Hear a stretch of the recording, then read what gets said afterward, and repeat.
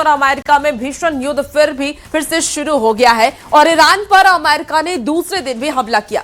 Iran के दक्षिणी हिस्से में एक के बाद एक कई धमाकों को अंजाम दिया गया और वो तस्वीर आपको दिखा रहे हैं। कई धमाके हुए हैं और उसके बाद हड़कंप मच गया। ईरानी मीडिया के मुताबिक चाबहार और कोनारक में करीब 10 धमाके हुए, जबकि बंदर अब्बास और सिरिक में भी विस्फोटकों की आवाज सुनाई दी है। कई इलाके में एयर डिफेंस सिस्टम एक्टिव कर दिए गए हैं और चाबहार के कुछ हिस्से में बिजली आपूर्ति भी प्रभावित हुई है। वहीं अमेरिकी मीडिया रिपोर्ट्स का दावा यह भी किया गया है कि अमेरिकी हमलों में ईरान के coastal radar, anti ship missile ठिकानों और एयर डिफेंस सिस्टम को निशाना बनाया गया। ये अलग अलग तस्वीरें आपको टीवी स्क्रीन पर इस वक्त दिखा रहे हैं, जहां दूसरे दिन भी ईरान पर अमेरिका का हमला हुआ है और एक बार फिर से इस युद्ध की समझिए आप शुरुआत हो चुकी है। ईरान पर अमेरिका ने दूसरे दिन भी हमला किया। ईरान के दक्षिणी हिस्से में एक के बाद एक कई धमाके हुए हैं और धमाकों की खबर से हड़कंप मच गया।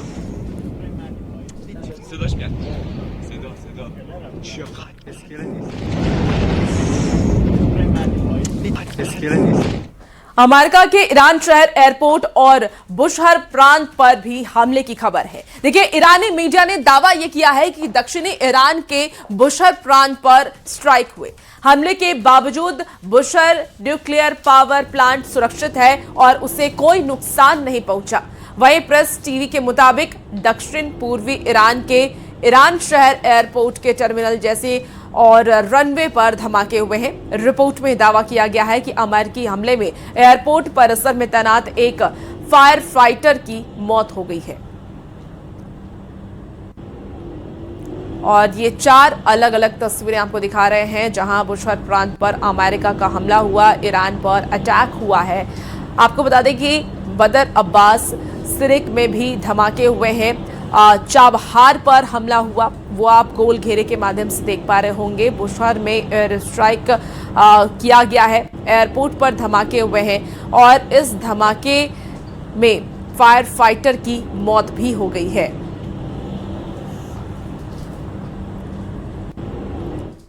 तो उधर नाटो ने भी ईरान पर अमेरिकी हमले का सही ठहरा दिया है। नाटो चीफ ने यह कहा है कि ईरान ने हॉर्मुज में सीज फायर का उल्लंघन किया। उन्होंने कहा कि ईरान को भी कभी भी परमाणु बम नहीं मिलना चाहिए।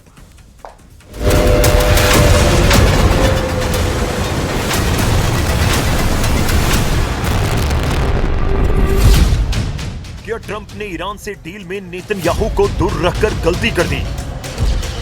क्या ट्रंप सोच रहे थे कि वो अकेले ही ईरान से डील कर अमेरिका के नायक बन जाएंगे? लेकिन ईरान ने नए युद्ध का ऐलान कर दिया। ट्रंप ने डील को धोखा बताकर ईरान को सबक सिखाने की कसम खा ली है और खाड़ी आज फिर से चलने लगा है। तो क्या अब पुराने टकराव में नए युद्ध के आगाज के साथ पहले से ज्यादा भयानक तबाही होगी? क्या नई टक्कर दुनिया के लिए पहले से बड़ा खतरा बन जाएगी? क्या नए पलटवार से जंग का नया मोर्चा खुलेगा? लेकिन इस जंग का नया जोखिम क्या होगा? पुराने टकराव से जन्मे नई जंग की नई चुनौती क्या होगी? क्या ईरान से जंग में अब ट्रंप अकेले पड़ गए हैं? नेतन्याहू लेबनान फ्रंट पर हिजबुल्लाह के हमलों का अकेले सामना कर रहे हैं। भयानक हमलों के बाद कतर और बहरीन ईरान को कोसने के अलावा कुछ नहीं कर पा रहे। नेटो पहले ही इस जंग से किनारा कर चुका है। We've been treated unfairly. We pay disproportionately. We had a time when we were paying 100%. We were paying 100% of NATO, and yet a lot of the countries weren't paying anything. तो क्या ईरान ने Trump के अकेलेपन का फायदा उठा लिया? क्या वो जान गया कि इस जंग में ट्रंप से सभी सहयोगियों ने कन्नी काट ली है और नेतन्याहू को ट्रंप ने खुद इस जंग से दूर कर दिया था? तो इस जंग में ट्रंप ने नेतन्याहू को धोखे में रखा। जंग का आगाज साथ हुआ, लेकिन जब फाइनल फाइट की बात सामने आई तो ट्रंप ने नेतन्याहू को ईरान के परमाणु सीन से आउट कर दिया। ट्रंप को पहले से पता था कि ईरान अमेरिका की डील नहीं मानेगा। ईरान साफ कह चुका था कि डील उसकी शर्तों पर होगी, नहीं तो बड़ा युद्ध होगा। नेतन्याहू भी यही कह रहे थे कि मुझे जंग की आजादी दो, ईरान को सबक सिखाने दो। फिर ट्रंप ने डील से नेतन्याहू को आउट क्यों कर दिया? अमेरिका में सीज फायर हुआ, लेकिन नेतन्याहू नहीं माने। उन्होंने लेबनान में अपनी जंग जारी रखी। दक्षिणी लेबनान से इजरायली सेना की वापसी से इनकार कर दिया। अमेरिका की मध्यस्थता से लेबनान और इजराइल में सीजफायर समझौता तो हुआ, लेकिन आईडीएफ ब्रिगेड हर दिन हर सेकंड एक्टिव रही। हर दिन हिजबुल्लाह के खिलाफ इजराइल का ऑपरेशन जारी रहा। हर हफ्ते हिजबुल्लाह के सैकड़ों ठिकानों पर हमले जारी रहे।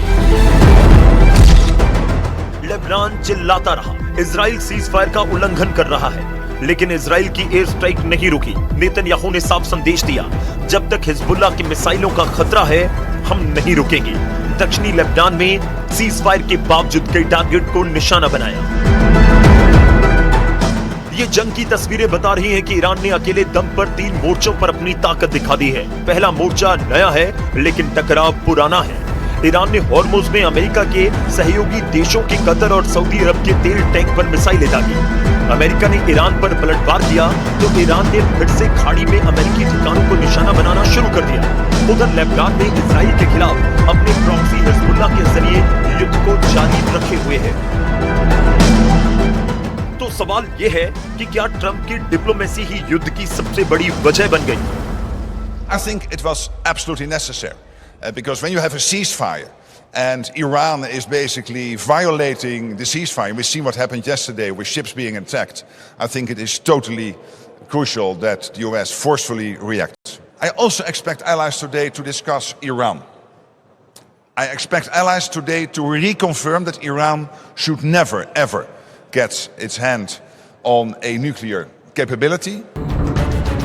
अभी तक दुनिया यही मान रही थी कि ईरान के खिलाफ सबसे आक्रामक आवाज ट्रंप की है और सबसे ज्यादा युद्ध की भाषा नेतन्याहू बोल रहे हैं। लेकिन अब कहानी में एक नया मोड़ आ चुका है। जिस नेटो को लेकर ट्रंप सालों से सवाल उठाते रहे, उसी नेटो के महासचिव अब वही चिंता जता रहे हैं कि ईरान कभी परमाणु हथियार हासिल ना करे और हॉर्मुज की जल धारा हर कीमत पर खुली रहे।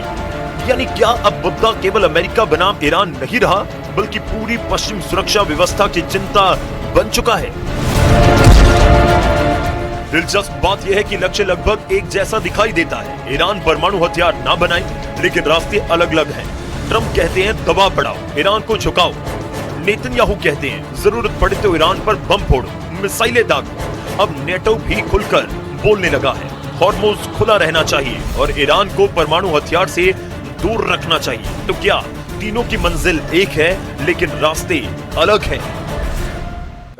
America called us the model ally because we're, unlike many of your so-called allies, we actually fight alongside you. Our brave soldiers and your brave soldiers fight shoulder to shoulder.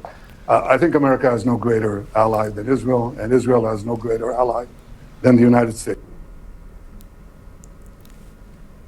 Trump ने Iran पर हमले की तस्वीर share की है। Social media पर share कर Trump ने ये लिखा है कि ईरान के जहाजों पर हमले का बदला है, दोबारा ऐसा हुआ तो अंजाम इससे भी बुरा होगा।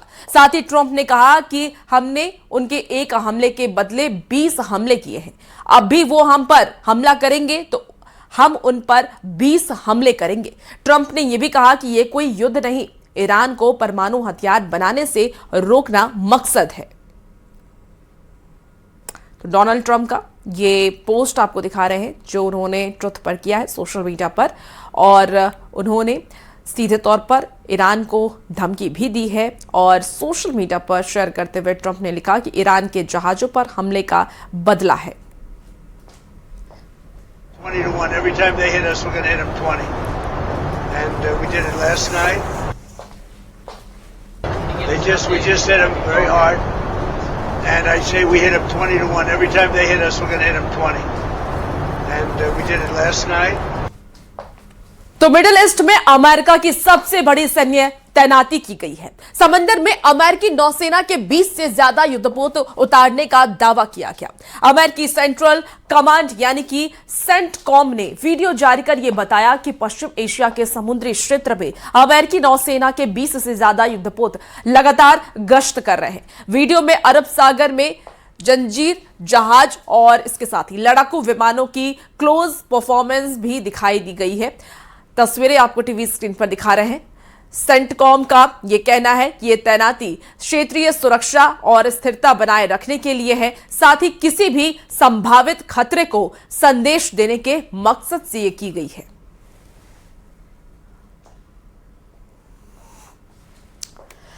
राष्ट्रपति डोनाल्ड ट्रंप ने ईरान को लेकर के एक बहुत ही बड़ा बयान दिया है। एक रिपोर्ट के सवाल पर ट्रंप ने यह कहा कि यह कोई युद्ध नहीं बल्कि ईरान का डी न्यूकिंग मिशन है और इसका मकसद उसे परमाणु हथियार हासिल करने से रोकना है। साथ ही ट्रंप ने यह दावा किया है कि ईरान समझौता चाहता है लेकिन भरोसे के लायक है या नहीं पता नहीं।